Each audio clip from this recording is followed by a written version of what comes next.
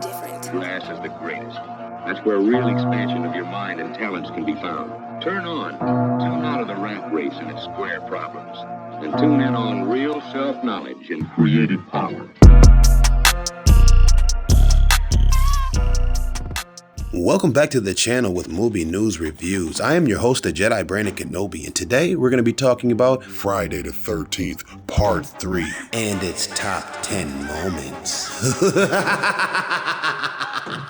And this is actually my favorite Friday the 13th, just because Jason is still human in this one. I'm pretty sure anything after Part 5, he becomes the undead and unstoppable. So let's get this party started with Friday the 13th, Part 3. and its top 10 moments, starting off with number 1. The clueless couple that get killed for no reason.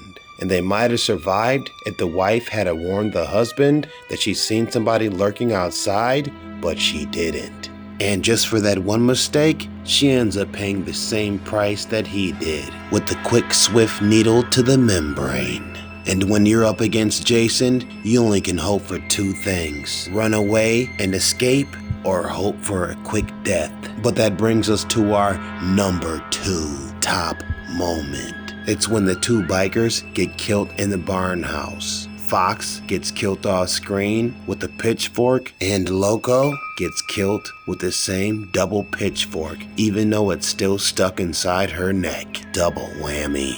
And I know I'm naming off these bikers' names like it really matters, but it really doesn't, because they all die anyways. So that brings us to our number 3 top moment. And in this next scene, we get one of the coolest kills of all time in a Friday the 13th movie. And what makes this scene even more cooler, it's the first time Jason Voorhees puts on the hockey mask. The only sad part I can add about it is he does it off screen. One scene he doesn't have the mask on, the next scene he does. But it's still pretty cool if you ask me. But the next time we see him with the mask on, he automatically puts in work. And Elvira catches a spear gun straight to the eye. And I think these characters might have stood a chance of surviving, but they all split up. So that brings us to our number 4 top moment. And this has to go to the handstand kill. The character, Andy, is walking around doing handstands through the whole movie, and Jason catches him slipping. And this death is a little bit funny just because Jason's barely even hiding in this scene. He's literally just standing straight up against the wall, but he's actually blending in, which is kind of weird. But Andy catches a quick machete to the chest before he even realizes what's even going on. So that brings us to our number 5 top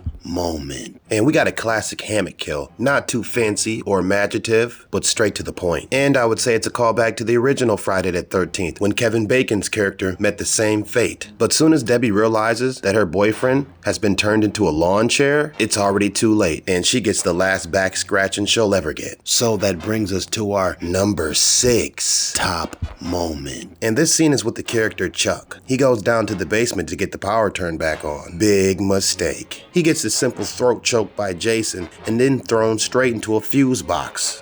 And that's another thing they never explain. How the hell did Jason get so big from Part 2 to Part 3? He's clearly been hitting the weights. I mean, he's 3 times as bigger as he was in the last movie. I mean, what you been feeding this thing? Blondes? So that brings us to our number 7 top moment. And once the bodies start dropping and Chili realizes that this situation is for real, she gets frantic. Screaming, running around, trying to find help, but everyone's gone. And at this point, it's pretty much over for her character. And that's when we get the 3D pitchfork scene. If you got your 3D glasses on for this movie, this is the 3D part that stands out. And the door swings open, scares the hell out of her, and at this point, Chili becomes hot and catches a fireplace poker straight to the stomach. I kind of feel bad for her, but she ran right into that one. And this is how you know Jason is a human slasher in this one. Look at him. He's picking up the body and he's moving it into a hiding spot, so when the others get back there, they won't know that he's did anything. If this was the supernatural Jason, he would have just been slaughtering everybody and leaving the bodies there with no care at all. So that brings us to our number 8 top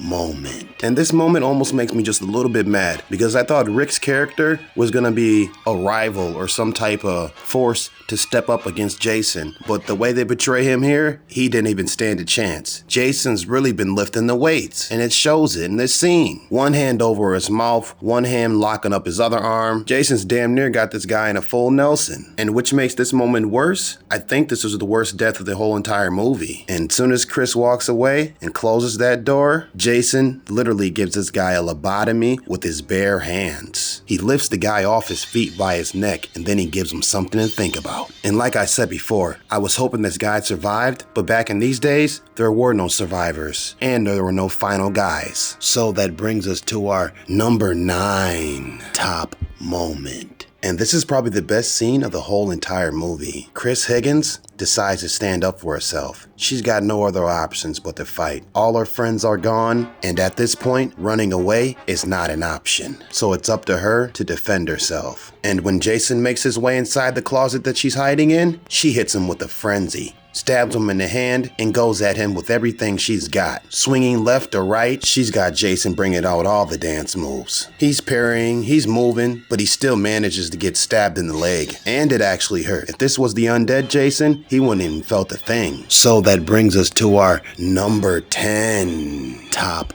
moment. And the final top moment of this movie is the big Jason reveal, when he finally reveals his face. And let me tell you, the face he's got will make dogs bark and babies cry. And the look that he has is a mixture between the Hunchback of Notre Dame and Sloth from the Goonies.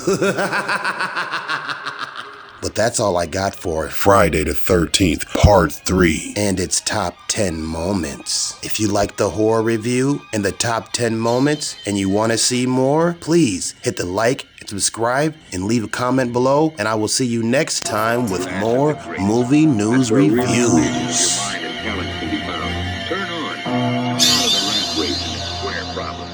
And tune in on real self-knowledge and creative power.